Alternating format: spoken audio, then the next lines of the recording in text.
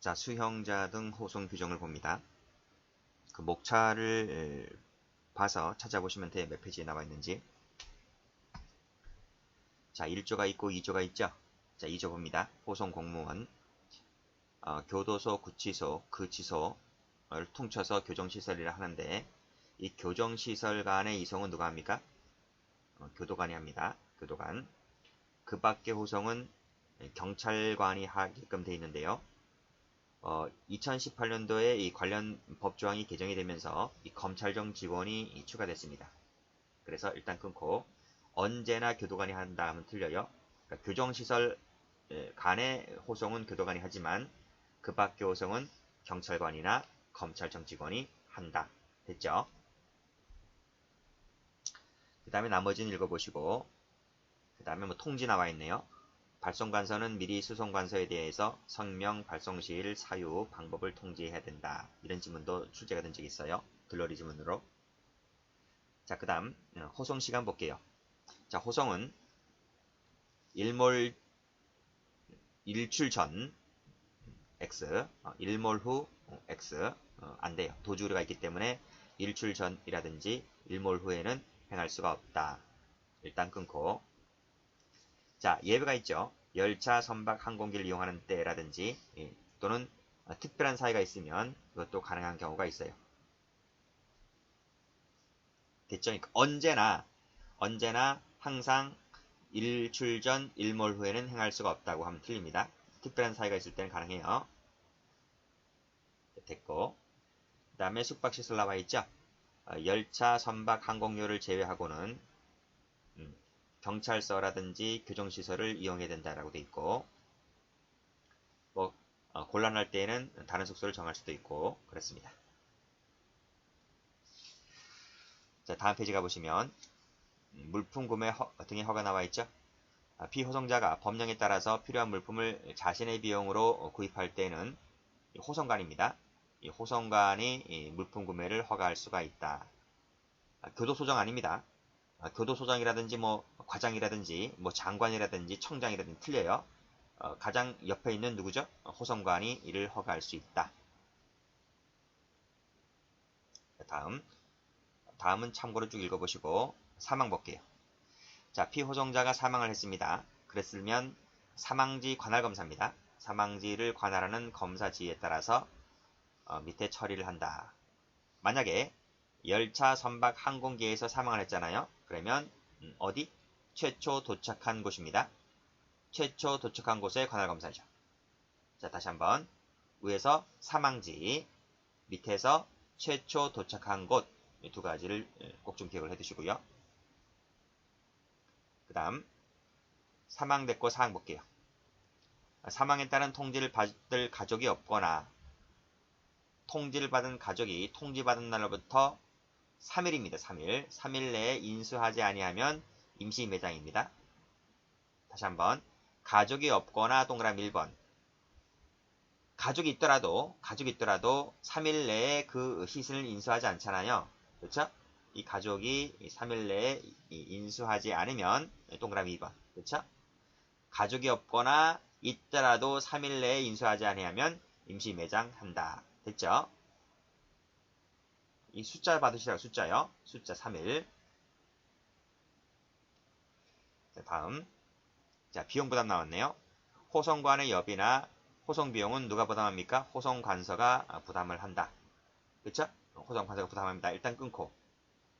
다만 교정시설이나 경찰서에서 숙식을 하게 됐을 때는 그 교정시설이나 경찰서가 부담을 한다. 됐죠? 됐죠? 자, 여기서 호송관서가 부담하는 것이 원칙인데, 자, 위에다가 CF. 이송 수형자의 부담이다. 그러면 틀려요. 당연한 건 아니겠습니까? 우리나라에서 뭐, 호송 갈 때, 예, 이송 수용자가 부담하던 거 봤나요? 전부 다 국가 부담이지. 근데 이걸 왜 적어드리는가 하면, 그 다음 페이지에 국제 수용자 이송법 나오죠? 거기는 좀 달리 규정되어 있기 때문에 그렇습니다. 조심하시고, 그 1항 조심하시고. 그 다음 예외 규정 볼게요. 자, 천재지변이나 그 밖에 특별한 사유가 있을 때에는 천재지변, 그 밖에 특별한 사정이 있을 때에는 호송할 그 관서의 장은 법무부 장관의 허가를 받아서 앞에서 배웠던 2조, 4조부터 7조까지 11조 내지 12조에 따르지 아니할 수 있다는 거예요. 장관의 허가사항입니다. 장관의 승인사항이 아니고 장관의 허가사항이다. 됐죠? 됐고, 다음 국제수용자 이송법을 볼게요.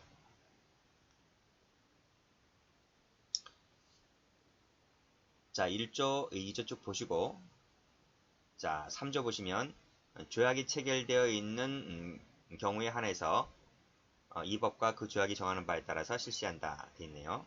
상호주의죠, 상호주의.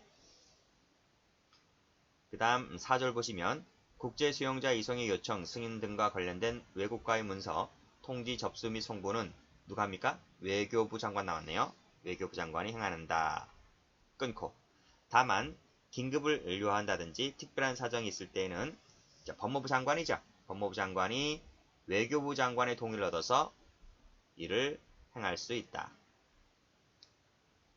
자, 원칙과 예를 받으세요. 원칙은 외교부 장관이고 긴급이라든지 특별한 사정이 있을 때는 법무부 장관이 동의를 얻어서 행한다. 자, 국내 이송 볼게요. 자, 1항에 나와 있는 1, 2, 3을 묶어보세요. 자, 국내 이송은 다음 요건이 갖춰진 때 안에서 실시할 수가 있다. 그랬네요. 자, 1번. 외국에서 자유형이 선고 확정된 범죄 사실이 우리나라 법에 따라서 범죄를 구성할 것. 됐죠? 우리나라 법에 따라서 범죄를 구성하지 않았을 때에는 굳이 국내 이송할 필요가 없는 거예요. 됐죠? 그러니까 이게 우리나라잖아요. 우리나라인데 저쪽에 독일의 한국 사람이 A라는 한국인이 범죄를 저지르고 독일로 갔다는 거예요. 또는 범죄를 독일 가서 저질렀다는 거예요. 그러니까 우리나라에서 저지르고 갔던 독일 가서 저질렀던 그렇죠? 그러면 우리나라 사람이기 때문에 속인주의에 따라서 다시 불러들일 수 있는 거예요. 그랬을 때 이 범죄는 대한민국 법에 따라서 범죄가 구성될 것 이런 말이에요. 자, 두 번째, 외국에서 선고된 자유형의 판결이 확정됐을 것. 그리고 가장 중요한 것이 그 대상자가 여기에 동의를 할 것 이런 말이죠. 이 세 가지는 그 다음 페이지 나와 있는 국제 이송하고 똑같아요. 이 세 가지 요건은. 그리고 2항 국내 이송 대상자의 동의는 서면으로 받아야 된다. 서면으로. 이 서면에는요. 이런 걸 고지해 줘야 됩니다. 자, 사망에 의해서 동의가 철회되지 아니한다는 것을 고지를 한다. 그러니까 한번 동의를 서면으로 했잖아요. 나중에 마음 변해서 나 안 갈래요. 이렇게 하는 것은 안 된다는 거예요. 동의는 철회가 안 된다. 동의는 철회가 안 된다는 것을 반드시 고지를 해줘야 돼요. 자, 3번 가볼까요? 국내 이송 수용자의 동의는 그 철회가 인정되지 않는다는 것을 한번 서면으로 확인을 했잖아요. 그러면 철회가 인정되지 않는 것을 반드시 나타난다. 고지를 해줘야 한다. 비행기를 탔는데 나 안 갈래. 그럼 다시 배나 비행기를 돌릴 거예요? 그렇잖아요. 됐고. 그 다음에 나머지는 참고로 받으시고요. 자, 15조 가볼까요? 외국법원 판결의 효력. 그 외국법원 판결의 효력은 우리나라 판결과 동일한 효력이 있다. 그 다음 16조 갑니다. 자, 2항 제1항 규정에 따라서 자유형을 집행할 때에는 외국에서 구금된 기간 있죠. 그리고 집행된 기간이 있을 거예요. 그쵸?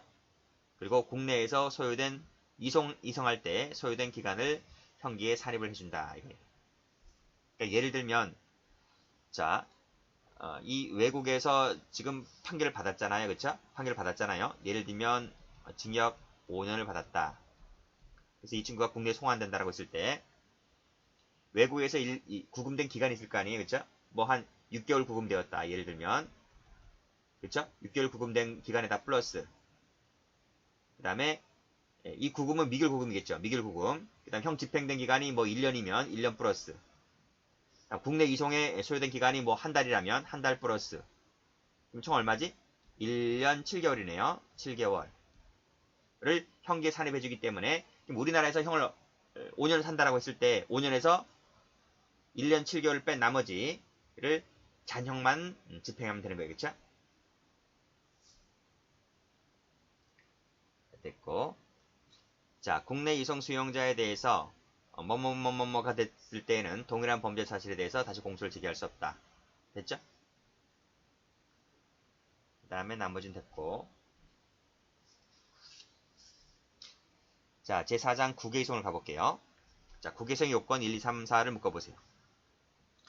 1, 2, 3까지는 똑같죠?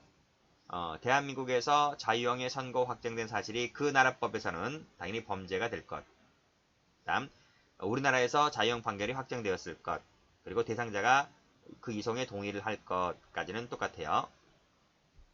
이제 사항이 추가됐는데 사항은 뭐 별로 의미가 없고, 그리고 이러한 동의는 서면으로 확인을 해야 되고, 역시 철회가 인정되지 않는다는 것을 반드시 고지를 해줘야만 됩니다. 그렇죠? 2, 3항도 똑같죠?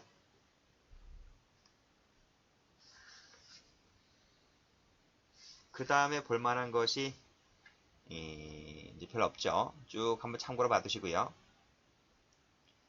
사무관 승진하시는 분들은 제가 강의를 안 한다 할지라도 여러분들은 꼼꼼하게 보셔야 돼요.